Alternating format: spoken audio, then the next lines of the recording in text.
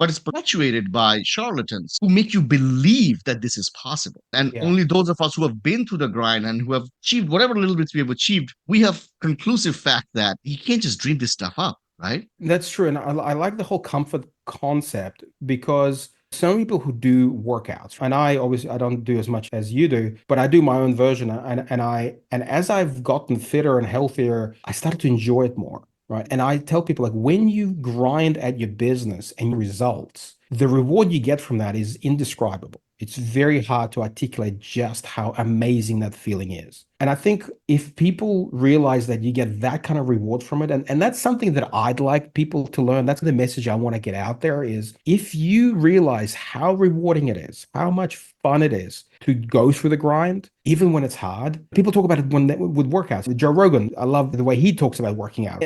But the same applies to business, and the same applies to I think to any like I work hard on being a parent. I work my butt off to be a good parent, to not lose my mind when something goes wrong with the kids. I worked for years to build a relationship with my kids that I am so proud of. And when I see them respond, the reward is it becomes more than the business one. But it didn't happen I wasn't just born with this manual of how to raise kids. Like none of us are, right? We all have to go through this, but the grind is worth it when you start seeing the result. And maybe that's where they revert to what you call the laziness, right? When they don't see the result or the result's not what they expected, and they just go back to the mean. They revert back to the mean, and instead of setting up a new mean, if that makes sense. I love how you said that if I'm overweight right now, it isn't because of the breakfast I ate today. It's because of the breakfast I've been eating and the lunches I've been eating and the dinners I've been eating for the last 5 years or 10 years or so. Exactly. So Exactly. coming back to your book and your first book, and coming back to the understanding that manifesting your life by thinking about it is not the right way to do it, by creating a project out of it, having an end goal, reverse engineering way back,